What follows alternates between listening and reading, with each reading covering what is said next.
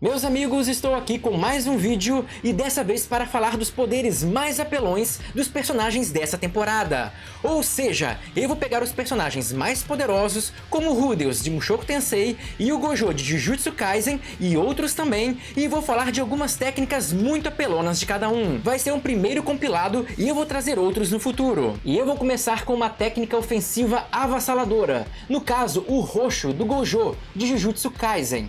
Essa técnica basicamente é a fusão de duas outras técnicas dele, o azul e o vermelho. E no caso, o azul ele é aquela força de atração e o vermelho de repulsão. Então quando ele junta essas duas técnicas, esses dois conceitos antagônicos, ele forma como se fosse uma massa imaginária roxa, que tem a função de desintegrar tudo que ela toca. Por isso que ela é um dano assim, extremamente absurdo, capaz de matar uma maldição S com um golpe com a maior facilidade. E muita gente, por causa desse efeito sinistro dele, compara essa habilidade com antimatéria. Fala, o roxo é como se fosse uma antimatéria.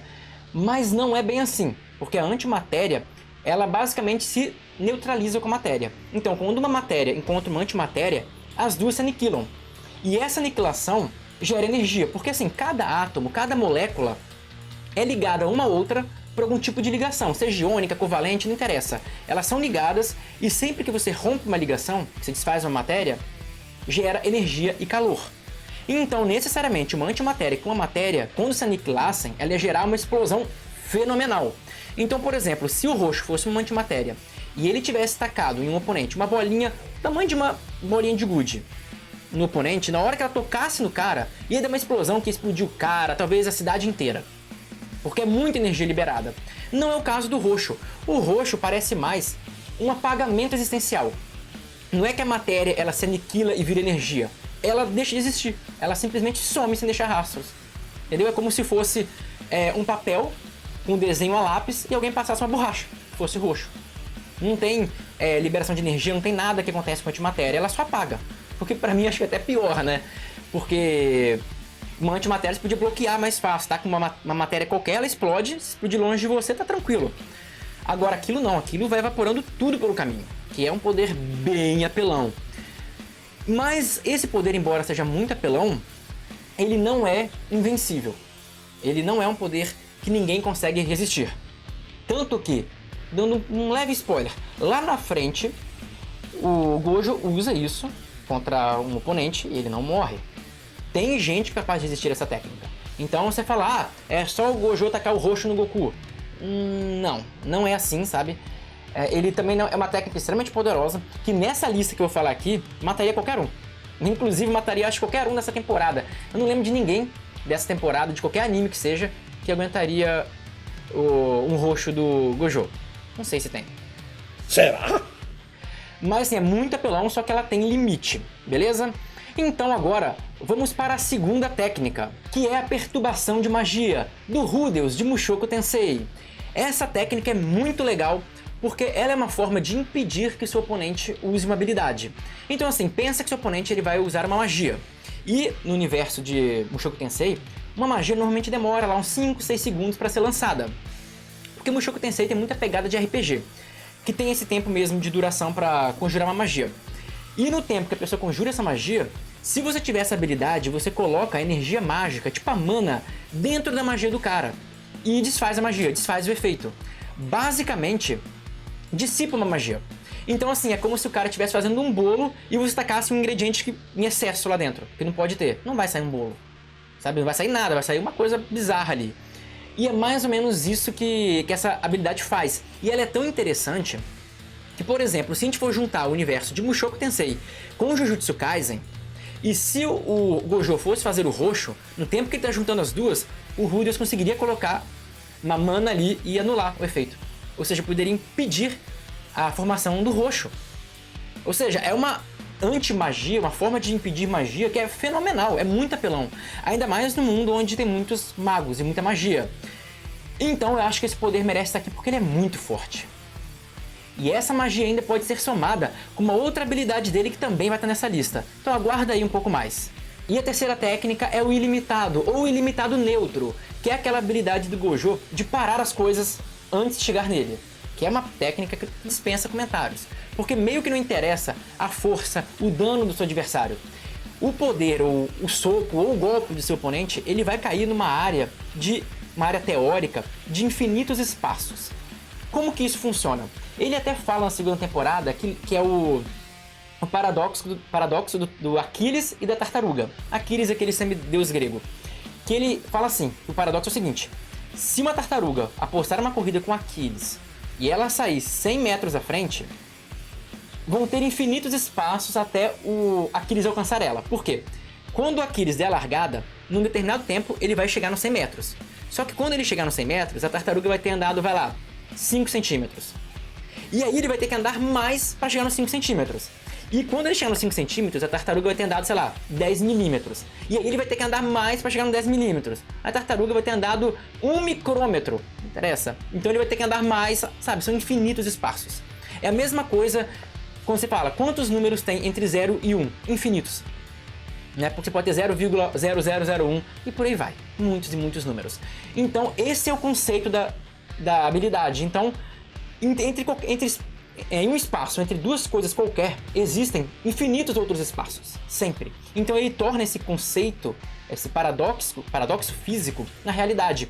Então todo golpe para nesse espaço infinito. Então o cara tem uma força, semelhante a... Não interessa, tem um soco capaz de destruir um planeta. Vai parar. Não é a questão da força, é a questão dos espaços. Então as únicas formas de você passar por essa técnica é se você romper o tempo e o espaço, tiver alguma coisa assim, for tão bizarramente forte que o seu soco rompa o tempo e o espaço, uma coisa muito grotesca, ou se você puder tirar aquele poder dele, ou tiver uma velocidade infinita, né? Ou coisa do tipo, porque fora isso, é uma defesa praticamente perfeita, e ela é tão zoada que depois que o Gojo domina ela perfeitamente, nem aquela habilidade do Rudeus que eu falei, de influenciar a magia do cara, de perturbação da magia, funcionaria porque ela já fica ativada. Agora essa habilidade dele fica ativada o tempo inteiro, então a perturbação de magia só afeta magias em construção, não magias já prontas, ou habilidades prontas. Então essa defesa, cara, é assim, zoada, e ele não precisa mais estar vendo o que ataca ele, nem nada, poucas técnicas, muito poucas técnicas têm um poder de defensivo tão apelão como essa. Sério, acho que nem o Tesouro dos Céus tem uma defesa tão boa. E a quarta técnica, Angusta Via de Oliver Horn, de Nanatsu no Maken. E essa é outra técnica ridiculamente de apelona, porque basicamente, quando ele ativa essa Spell Blade, que é o nome dessa habilidade, ele meio que vai pra mente dele, e lá ele consegue ver todos os futuros possíveis de uma luta. Então imagina o seguinte, eu vou lutar contra um cara que é muito melhor do que eu. E a minha chance de vencer ele é mínima. A cada 1000 lutas, eu vou vencer apenas uma. Então, quando ele usa essa habilidade, ele consegue ver todos os cenários. Tanto os que ele vai perder, quanto o que ele vai ganhar. E nessa técnica, ele pode escolher o futuro que ele quer.